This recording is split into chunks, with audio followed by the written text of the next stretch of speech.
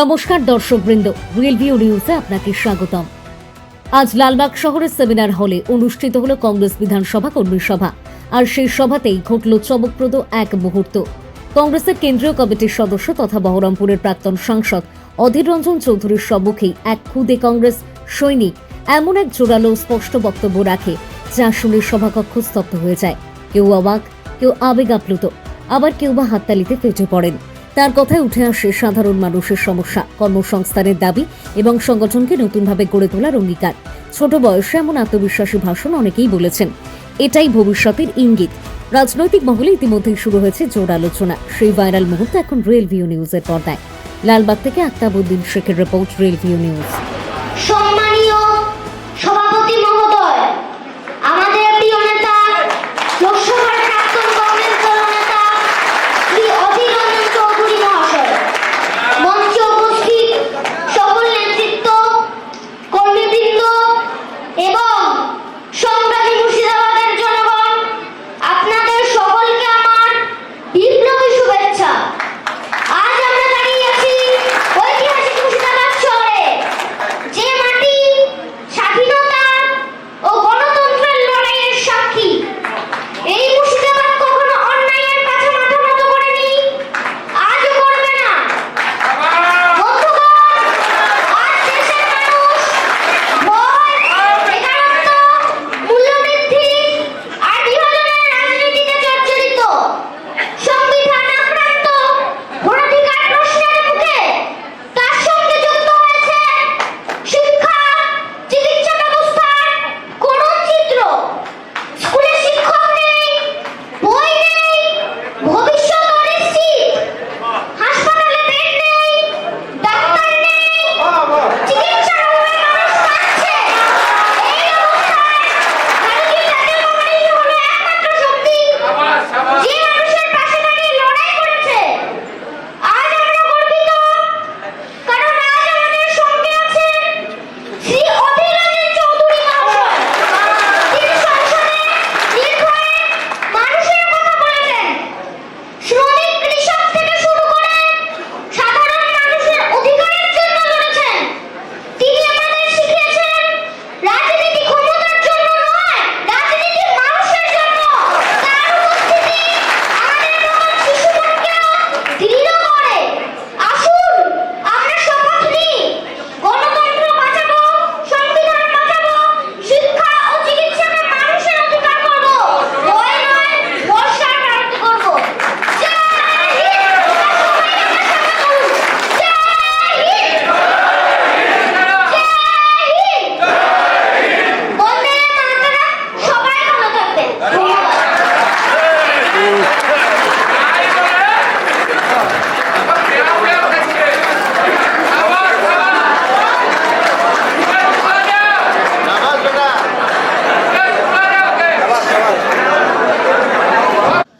আজ আমাদের এই সভার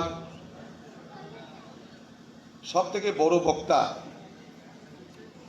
যিনি সকলকে মোহিত করে ভাষণ দিয়েছেন, সেই আমাদের ছোট্ট শিশুটি। আজকের সবার শ্রেষ্ঠ বক্তা হিসাবে আমি আরজানের নাম ঘোষণা করে দিলাম এবং কেউ ভোট দেখ আর না দেখ, আরজানের যখন বয়স 18 হবে, কংগ্রেস একটা ভোট পাবেই লালবাগ থেকে। এত সাবলীল ভাবে, এত সুন্দর এবং এত সুন্দর সুন্দর মৌলিক কথাবার্তা সে বলেছে, যা থেকে আমাদের সকলের শিক্ষা দেওয়া উচিত। নমস্কার দর্শকবৃন্দ, রিয়েল ভিউ নিউজে আপনাকে স্বাগতম। আজ লালবাগ শহরের সেমিনার হলে অনুষ্ঠিত হলো কংগ্রেস বিধানসভা কর্মী সভা। আর সেই সভাতেই ঘটল চমকপ্রদ এক মুহূর্ত। কংগ্রেসের কেন্দ্রীয় কমিটির সদস্য তথা বহরমপুরের প্রাক্তন সাংসদ অধীর রঞ্জন চৌধুরীর সম্মুখেই এক খুদে কংগ্রেস সৈনিক এমন এক জোরালো স্পষ্ট বক্তব্য রাখে যা শুনে সভাকক্ষ স্তব্ধ হয়ে যায়। কেউ অবাক, কেউ আবেগ আপ্লুত, আবার কেউ বা হাততালিতে ফেটে পড়েন। তার কথায় উঠে আসে সাধারণ মানুষের সমস্যা, কর্মসংস্থানের দাবি এবং সংগঠনকে নতুনভাবে গড়ে তোলার অঙ্গীকার। ছোট বয়সে এমন আত্মবিশ্বাসী ভাষণ অনেকেই বলেছেন। এটাই ভবিষ্যতের ইঙ্গিত। রাজনৈতিক মহলে ইতিমধ্যেই শুরু হয়েছে জোর আলোচনা। সেই ভাইরাল মুহূর্তে এখন রিয়েল ভিউ নিউজের পর্দায়। লালবাগ থেকে আক্তাবউদ্দিন শেখের রিপোর্ট, রিয়েল ভিউ নিউজ। সম্মানীয়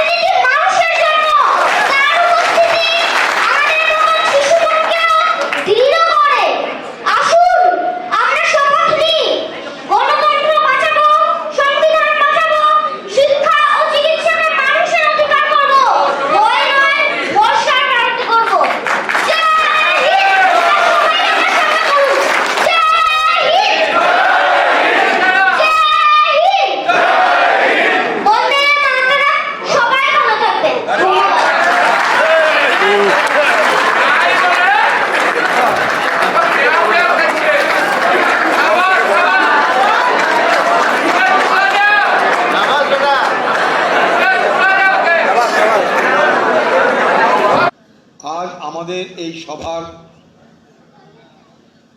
সবথেকে বড় বক্তা, যিনি সকলকে মোহিত করে ভাষণ দিয়েছেন, সেই আমাদের ছোট্ট শিশুটি। আজকে সবার শ্রেষ্ঠ বক্তা হিসাবে আমি আরজানের নাম ঘোষণা করে দিলাম এবং কেউ ভোট দেখ আর না দেখ, আরজানের যখন বয়স 18 হবে, কংগ্রেস একটা ভোট পাবেই লালবাগ থেকে। এত সাবলীল ভাবে, এত সুন্দর এবং এত সুন্দর সুন্দর মৌলিক কথাবার্তা সে বলেছে, যা থেকে আমাদের সকলের শিক্ষা দেওয়া উচিত।